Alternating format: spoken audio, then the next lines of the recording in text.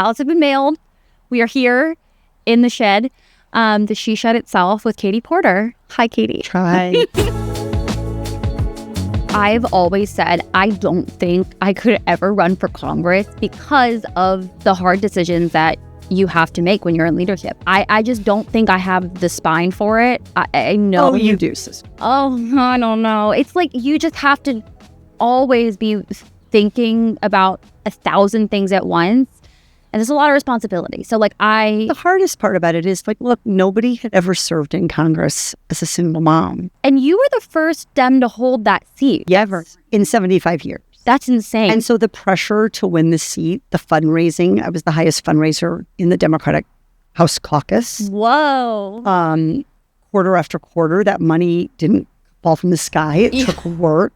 Trying to be in Congress, in your kitchen, with 3 children who were being remote schooled, and staffers in your house, and equipment that didn't work, was a really hard situation. My daughter said this. She gave one of my election night speeches, and she said, "You all think that my mom's favorite tool is her whiteboard, but I know it's really her crock pot." So I would get up at 4 a.m. and chop potatoes and carrots and onions and take the roast out and sprinkle the seasoning on and put it in the fridge so that my children, and then set a calendar reminder so that my children could turn the oven on at 4 o'clock to make the pot roast. Mm-hmm. That's what it looked like. It looked like coming home to a lot of free vegetables in my refrigerator. It looked like being sort of frustrated that a lot of people were like, well, we're going to have to, we're not going to get this done. We're going to have to stay a couple more days. But let's go, or we're going to have to wait, see if we're going to vote. It's 10 o'clock. And I got frustrated. And I apologized to that staffer. Forget now. I apologized to that staffer when it happened. Not because I got caught. Right. I apologized because it was wrong then. I knew it was wrong. Yeah. I don't need everyone on the internet today to tell me that, because I knew then and I fixed it then, and that's why we were able to keep working together. Did I make a mistake? Did I fall short? Absolutely. And I have acknowledged that. But we have not even asked the men in this race to own their shortcomings. People have a right to hold their elected officials and candidates to a high standard. They have a right to ask hard questions. But what they don't have a right to do is tell lies to the public about you. And there's just been too much of that in this campaign, an unwillingness to believe truths. Yeah.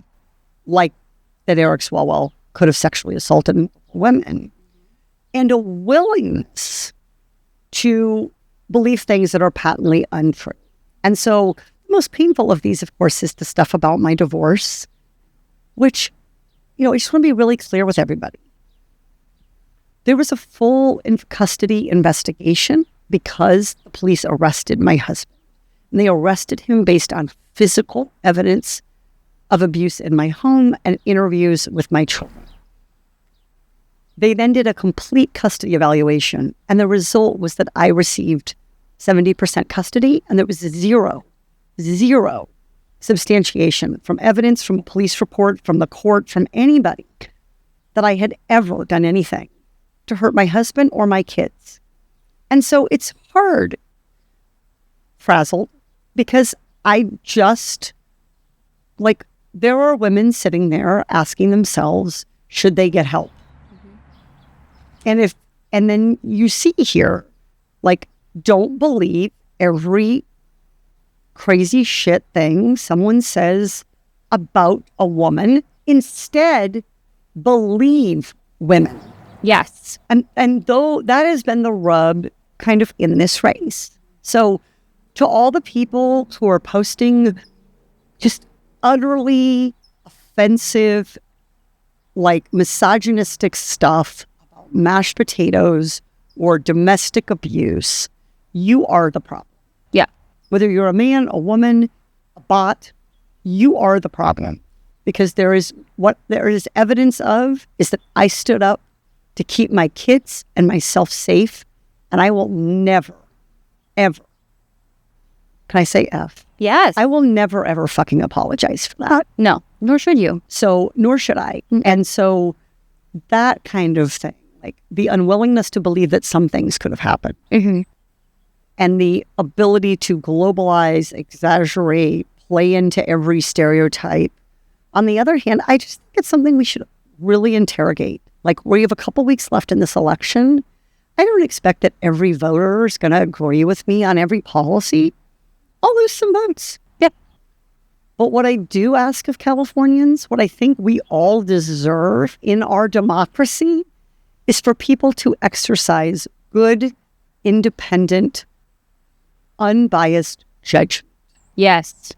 The unbiased judgment thing, though, it's like, seems like it's almost impossible for some people, because I am just astounded by the conversations that I've had online about like you versus any other thing that any other candidate has done. Like, it's so blatant to me. Well, I mean, look, if you invested in fossil fuels for 20 or 30 years,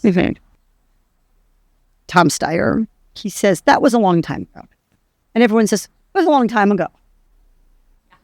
If you didn't have a good system and process, and hundreds, if not thousands of children wound up in abusive child labor situations in meatpacking factories, and you say, I just followed the process.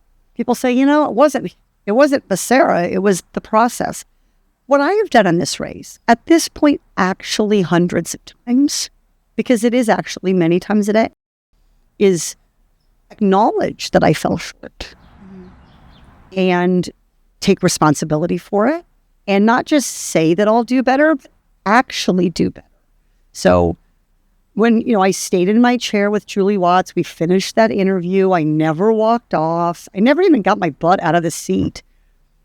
But I was pushing back because she wanted me to apologize for Donald. She wanted me to make nice with Donald Trump and his fans, and I will not ever do that. And we need leaders who are not going to capitulate. But I stayed and I finished the whole interview. And she's even said that. And then look at what happened in the CBS debate, where I stood on stage with Julie and answered every one of her questions and gave good, complete, and full answers, and watched a bunch of men flounder. Yeah, that was pretty, yes. But you know what? I also got free COVID testing 2 weeks into the pandemic. Yes. I also showed America that you can stand up to CEOs. Yeah, you did. And you can ask them to think about their employees and their struggle. I did show that you can expose pharma for doing nothing more than price gouging you. And those are all real accomplishments. And I'd like to be judged as a whole person. Right. I'm not asking to erase or eliminate the mistakes I've made, but I am asking for Californians to acknowledge the successes and the experiences and the values that I do have. Yeah. And to me, doing both is about viewing the world in a way that challenges bias and asks you to look critically at things and come to your own conclusion. And again, I hope I get a lot of voters when they do that. I won't get everybody, and that's okay. But I do think that everybody in this race, every candidate, including low polling ones, deserves an honest look. Yeah. And I love that about you, that you're always like, I've never heard you like sit around and like smear your like colleagues. What are they called? Opponents. But like, I've never heard you do that. You're always like very focused on what you can do. And I love that, because I think it's really easy to be like, oh, that's a MAGA talking point, or that's a hoax, or that's a lie, or whatever. But you always are so good at like redirecting back to like, no, like this is my plan and here's how I'm going to do it. And like the way you break it all down, it's very concrete. I think it's cool. Abby, would you like to come into my shop? Because I would like to welcome you into my shop. Come on, staffer Abby. We're just going in for just saying bye. Okay, thank you. She has to go to a debate. LOL.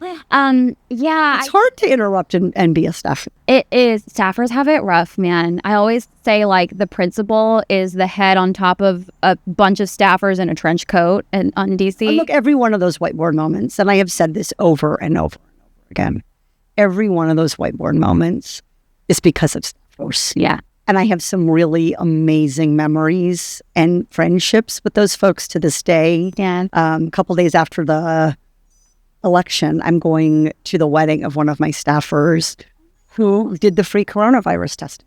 Got us free COVID testing. Like, she had the idea to ask about it. We worked together to create the whiteboard, and I'm going to go celebrate her wedding. That's awesome. And you've been with some of your staffers for a long time. Like, oh yeah, he's been here for like years. Like 8 years. Oh my God. So some of them have been with me for the whole 8 years. One of my former chiefs of staff is now running for Congress. I saw that. He followed me. He's great. Like, it's one of them is a political director for National Planned Parenthood. Yeah. Like, they're amazing. And as someone who was a teacher, like, all those years of wanting my students to thrive and to prepare them for the demands, like, I did bring that attitude to my work as a congressperson. I wasn't like, let me just take it and do it, or let's just not do a very good job because, do your constituents really deserve the best? I think they do. Yeah. And so, like, I think my staffers would tell you that. Like, yeah, I worked as hard as they did. I demanded that we be smart and creative and challenge the status quo and just do better. And that's the only reason I'm in this governor's race. Like, the number of people who think that, like, oh my God, like, now you gave up this and you gave up that. Like, I have 3 amazing children. Yeah. 2 of them are featured in my new ad. I'm in it for my kids, and I think I am unique in the race in being the candidate who talks not about themselves, but about what's at stake for my children. Yeah. And looking forward, I love my parents. I'm proud of them. I'm close to them. They did amazing things for me. But this race is not about where California was. It is about where California is going to go. And I think I have a stronger, tougher vision for that. Yeah. And it's not going to come from going along to get along with all the same interests that have watched the cost of living in California skyrocket, not for a year, not for 2 years, but for 15 and 20 years. Yeah. Look, leadership isn't about patriarchal perfection. Leadership is about, what do you do when you fall short? Thank you, Katie. Absolutely. Thank you. Woohoo! Have fun at your debate. Thank you.